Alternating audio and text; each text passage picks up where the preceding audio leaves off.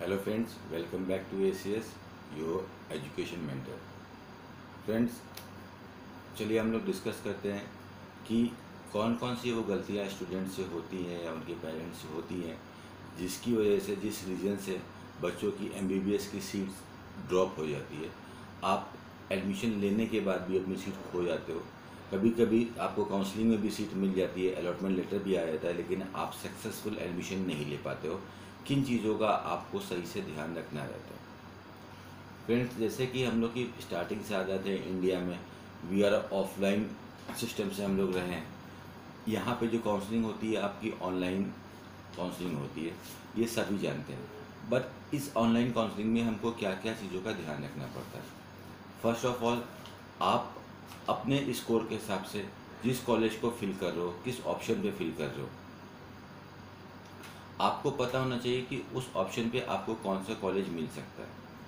For example, अगर किसी student का स्कोर 300 आता है और उसने कोई कॉलेज टारगेट कर रखा है, वो काउंसलिंग कर रहा है, उसके पास ऑप्शन आया है 1 से लेकर 10 तक की, वहाँ पे उसको कॉलेज प्रीफर करना है कि कौन से नंबर पे, नंबर 1 पे आप कौन सा कॉलेज डाल लो, नंबर 2 पे आप कौन सा डाल लो, नंबर 3 पे आप कौन सा कॉलेज डाल लो।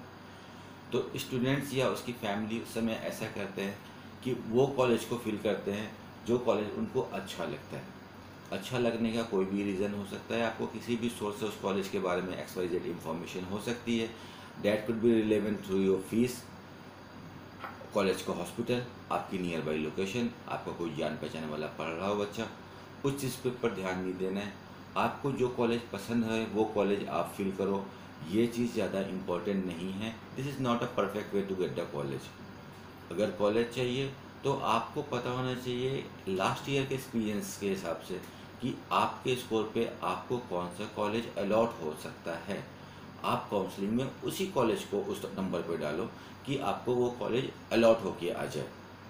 बिकॉज अगर आपको for example college number A allot हो रहा है, नंबर 1 पे आपने कॉलेज नंबर A डाल के रखा है, बट आपको कॉलेज नंबर B ज़्यादा पसंद है, आपने कॉलेज नंबर B को नंबर 1 पे, A पे डाल, नंबर 1 ऑप्शन पे डाल दिया, वो कॉलेज आपको नहीं मिलेगा बिकॉज उस रैंक पे वो नहीं आ रहा। लेकिन दोबारा नंबर पे जब वो कॉलेज आएगा तो वो कॉलेज कोई और ले चुका होगा, वो सीट कुछ और ले चुका होगा। तो ये बहुत इंपॉर्टेंट होता है कि आपको पता हो कि कौन से प्रेफरेंस पे कौन सा कॉलेज डालना है। सेकेंड चीज़, आप ऑनलाइन कॉल सबमिशन करते हो सीट्स का, नेक्स्ट डे ही रिजल्ट आता है अलॉटमेंट लेटर, और उसके ही नेक्स्ट डे आपको कॉलेज पहुंच के सारी फॉर्मेलिटीज़ कंप्लीट करनी होती है। अपनी जो भी आपकी फर्स्ट ईयर की फ़ीस बनती है, ट्यूशन फीस, हॉस्टल का पैसा, मेस का पैसा, caution amount, security amount, registration amount, ये सब जमा करना पड़ता है। फॉर एग्जांपल कि अगर आपको किसी कॉलेज में एडमिशन हुआ, आपका फर्स्ट ईयर का 20 लाख रुपीज़ का है, तो कॉलेज में अगर आप 19,80,000 रुपीज़ जमा करते हो, 20,000 रुपीज़ का भी शॉर्टफॉल पड़ रहा है, तो कॉलेज बिना सोचे आपकी सीट को वहीं पे कैंसिल कर देता है, और वो सीट 2 घंटे बाद शाम को 7 बजे किसी दूसरे बच्चे को अलॉट हो जाती है। वो रिसाइकिल में चली जाती है, वो सीट कैंसिलेशन में चली जाती है ऑटोमेटिकली। बहुत से स्टेट में बच्चों को काउंसलिंग करने के लिए सिक्योरिटी अमाउंट भी जमा करना पड़ता है, 2 लाख रुपए के आसपास, 1 लाख रुपए के आसपास। और अगर कोई बच्चा कोई गलती करता है तो वो पैसा भी खो देता है, प्लस उस काउंसलिंग में दोबारा नेक्स्ट राउंड में आने की अपॉर्चुनिटी भी खो देता है। ये सब चीज़ें होती हैं। अब फॉर एग्जांपल, आप कहीं जो बैठे हो, you are sitting in Delhi, you are sitting in your home, और आपको जो कॉलेज अलॉट हुआ है वो आपसे 500 किलोमीटर दूर है, 300 किलोमीटर दूर है, या 1000 किलोमीटर दूर है।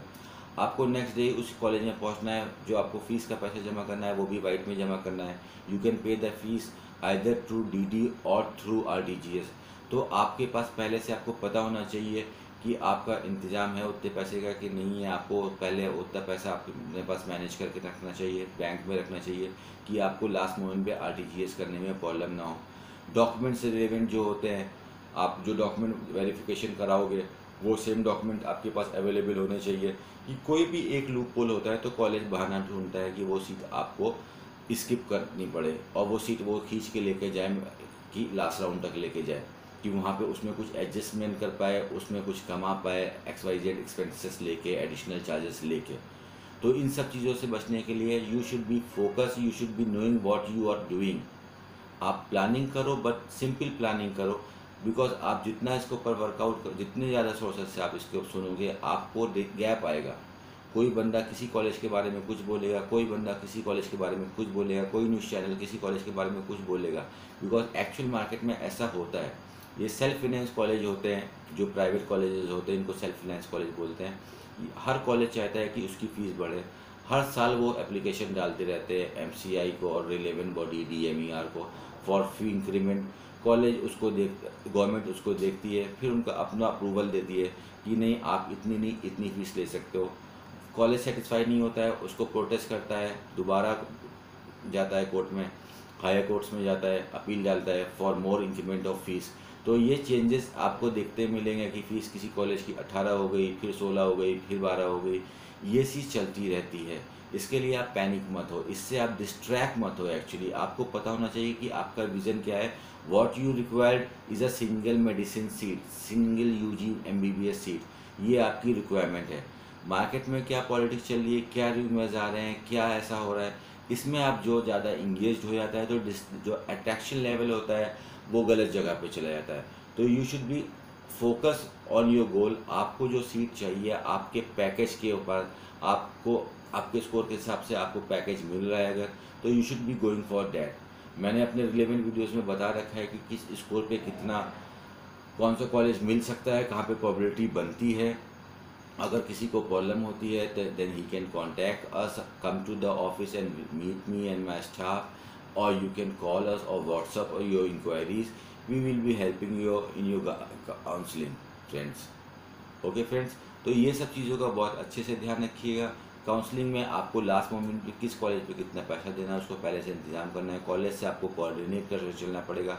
And one thing personally I want to say to your friends, आपसे पर्सनली देखना चाहूँगा कि हर साल मैं बहुत से पेरेंट्स को देखता हूँ, काफ़ी हार्ड अर्न मनी रहता है। पेरेंट्स बहुत मेहनत करके अलग अलग काम करके अपना प्रोफेशन करके पैसा जोड़ के रखते हैं। उसका सपना रहता है कि बच्चों को मैं डॉक्टर बनाऊँगा, एंड थोड़ी सी लालच की वजह से, सपोज़ कर लिए कि आपका स्कोर कम आया, आप चाह रहे हो कि कोई कॉलेज में फ़ीस 40 लाख रुपीज़ का पैकेज है, तो बंदा कोशिश करता है कि यार इस कॉलेज में मेरा एडमिशन हो जाए।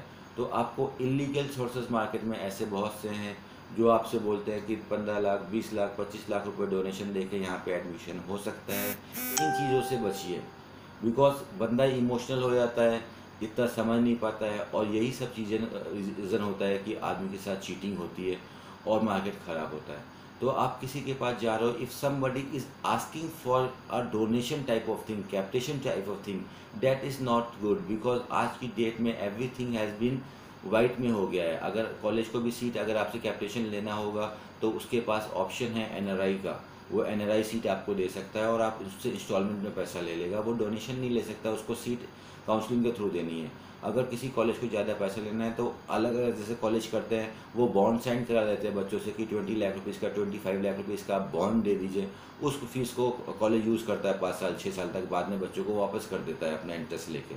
तो इस तरह से होता है through NRI quota, through bond, जैसे आपका हरियाणा और पंजाब में हुआ था लास्ट ईयर बॉन्ड का सिस्टम। एनआरआई सीट्स जैसे आपके पंजाब में भी अवेलेबल है, आपका एनआरआई सीट्स कर्नाटका में अवेलेबल है, महाराष्ट्र में अवेलेबल है। बट जो बात होती है कि लाइक हम आपको इतना डोनेशन देंगे, आप में एडमिशन करा देंगे, मैं वहाँ पे उस डिपार्टमेंट को जानता हूँ, उस डायरेक्टर को जानता हूँ, this is all a drama, this is all fake agendas. आप मत इन सब चीज़ों में फंसना। थोड़ी सी लालच आपके बच्चे का साल भी बर्बाद कर सकती है और आपका कीमती पैसा और आपका ट्रस्ट ख़राब कर सकती है, जो सबसे इम्पोर्टेंट है योर ट्रस्ट। अगर इफ़ देयर इज समबॉडी वो आपको काउंसलिंग के थ्रू हेल्प कर सकती है, go for that.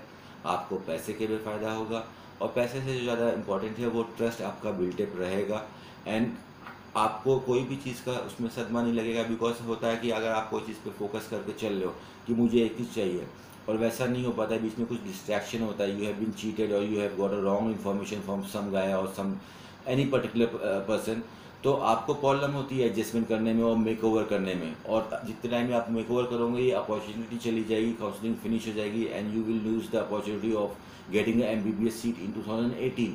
So be smart, listen to every person. Even though मैं आपसे बोलता हूँ, आप भी मेरी बात सुनते हो, मेरी बात पे आप मत विश्वास करो, आप इसको क्रॉस चेक करो। यू हैव, आप लोग पढ़े लिखे लोग हो, आप डॉक्टर बनना चाह रहे हो, आप गूगल पे जाओ। गूगल भी is not a relevant source actually, because Google में जो वेबसाइट्स में आपको इन्फॉर्मेशन मिलेगी उसमें पुराने अपडेट्स रहते हैं, लेटेस्ट फीस नहीं रहती है। तो आप कॉलेज से कम्युनिकेट कर सकते हो, they will give you the fees structure की, वो आपको बता सकते हैं कि मेरा फीस स्ट्रक्चर इतना कितना है। तो आप उसको चीज़ों को चेक करो, आप एक्चुअली जो भी कर रहे हो, जिस भी कॉलेज में एडमिशन लेने जा रहे हो, जिस भी प्रोसेस से जा रहे हो, you should be at least knowing, आपको पता होना चाहिए कि आप क्या कर रहे हो। आपका वो खुद का डिसीजन होना चाहिए, ना कि किसी और का डिसीजन आप कॉपी पेस्ट करके आगे चलोगे तो you will be having a problem. तो छोटी छोटी सी चीज़ें हैं, अगर आप इसको ध्यान रखोगे, पहले से तैयारी करके चलोगे, और it's not a student work right now. अभी तक बच्चे का काम था फर्स्ट राउंड में उसको पढ़ के एग्ज़ाम देना था, बट ये जो काउंसलिंग का है, इस अ फैमिली डिसीजन, बिकॉज बच्चा फिनेंस को हैंडल नहीं करता है। फिनेंस के लिए उसको मॉम डैड की ज़रूरत पड़ती है, एल्डर पेरेंट्स की ज़रूरत पड़ती है। तो इसमें फिनेंस का इन्वॉल्वमेंट है, ट्रैवल का इन्वॉल्वमेंट है, आपको कॉलेज के बारे में पता करना है, the college are in other state, दूसरी जगह पे है, दूर पे है। तो इसमें आप you have to work as a team. आप पेरेंट्स से मैं अनुरोध है कि वो अपने दोस्तों से अपने बच्चों के साथ एक टीम बना के काम करें, वो उनको इन्फॉर्मेशन ला के दे, वो उसको पर क्रॉस चेक करें। We are here to help you, हम आपको गाइड करेंगे in your counselling. We will be not dealing in any sort of donation or management work. We are dealing in normal counseling process, and if somebody needs an right seat, we can also help in that, or we are here to guide the student also for the abroad seats. अगर किसी का budget नहीं है 30 lakh rupees का for like no, if someone can't pay 80 lakh rupees और 90 lakh rupees, और he is able to pay like 20-25 lakh rupees ही उनका बजट है, तो वो एब्रॉड में जाके कर सकते हैं। एब्रॉड में मार्केट में बहुत ही बड़ा रूमर है कि एब्रॉड में जाके पढ़ने से बच्चे फेल हो जाते हैं। This is all of myth, ये एक फेक स्ट्रैटजी है। एंड इन फ्यूचर आपका बच्चा जो भी बाहर से पढ़ के आएगा वो 6 साल बाद पास करेगा। At that moment of time there will be nothing like screening test, एक जनरल टेस्ट होगा जो कि सभी बच्चों को देना है। तो एब्रॉड भी एक अच्छा ऑप्शन है, बट एब्रॉड में भी कुछ चीज़ें होती हैं जो आपको काफ़ी बारीकी से देखनी होती है कि आपको उस टाइप का कॉलेज मिले कि ना मिले। So friends, all the very best, but you will be successful only and only if you will be focused what you are doing. किन लोगों से आप बात कर रहे हो, what is the source of your information, what media is the source of your information, because इसमें जो आप फेस करोगे every 10 days, every 15 days, every week the news will be updated. आज कॉलेज की फ़ीस इतनी है, कल इतनी है, ये सब चेंजेस चलते रहते हैं इसमें। तो इस चीज़ के ऊपर ज़्यादा फोकस ना हो कि आपका टारगेट ये होना चाहिए कि आपके स्कोर पे आपको कौन सा कॉलेज मिल सकता है। आप अभी से उसकी प्रिपरेशन करो, उतना अमाउंट अपने पास रखो, अपने डॉक्यूमेंट्स तैयारी करके रखो, स्मार्ट काउंसलिंग करो, कॉलेज में टाइम पे पहुँचो, have your seat in the first round and finish off the game and start your medicine career friends. All the very best. Do subscribe the channel for all the information regarding NEET admission and the admission in abroad for the medical courses and other courses also. Thank you very much friend. All the best for your future friends.